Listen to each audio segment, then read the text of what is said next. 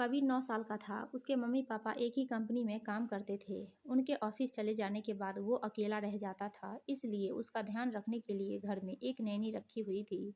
कबीर अपने मम्मी-पापा की इकलौती संतान था, इसलिए कबीर की हर इच्छा पूरी की जाती थी। कबीर के पास ढेर सारे खिलौने थे, पर खिलौनों के साथ खेलते हुए वो ऊब चुका था। इसलिए एक दिन उसने मम्मी-पापा से कहा कि वो लोग उसे छोड़कर ऑफिस न जाया करें और उसके साथ घर में ही रहे।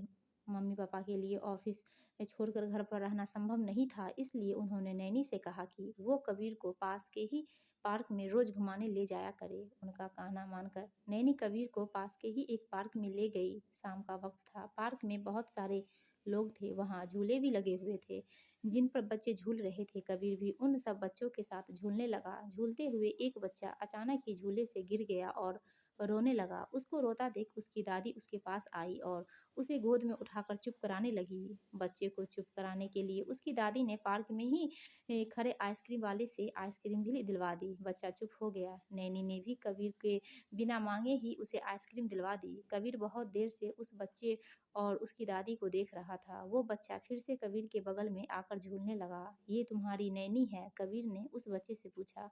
नहीं, वो मेरी दादी है, मुझे बहुत प्यार करती है, उस बच्चे ने कहा और भागकर अपनी दादी के पास चला गया।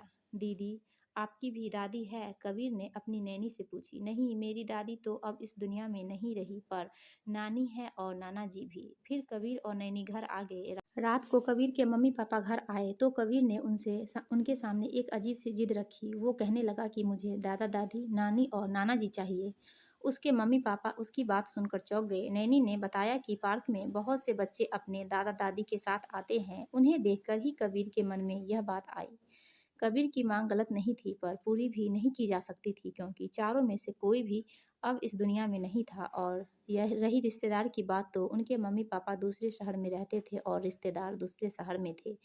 मम्मी-पापा ने कबीर को समझाने की बहुत कोशिश की, मगर वो नहीं समझा। उसने नैनी के साथ पार्क जाना भी बंद कर दिया और हमेशा चुप-चुप और चिढ़ा हुआ रहने लगा। कबीर की ऐसी हालत देखकर उसके पापा को एक उपाय सूझी। चलो आज हम दादाजी, दादी, नानी और नाना जी से मिलते हैं, कबीर के पापा ने कहा। कबीर बहुत खुश हुआ। फिर उसके मम्मी-पापा उसे एक वृद्ध आश्रम ले गए। कबीर को देखकर वृद्ध आश्रम में मौजूद वृद्ध लोग बहुत खुश हुए। उन्हें कबीर के रूप में एक पोता मिल गया था और कबीर को दादा-दादी। कबीर सभी के साथ खूब खेलता रहता। फिर वो लोग रोज़ शाम को वृद्ध आश्रम के लोगों से मिलने जाने लगे। दोस्तों, हम अपने बच्चों की परवरिश के लिए चाहे जो भी करें, लेकिन उनकी असली परवरिश का हिस्सा उनके दादा-दादी, नाना-नानी है। इसलिए अपने लिए ना सही, अपने बच्चों के लिए उन्हें अपने साथ रखें।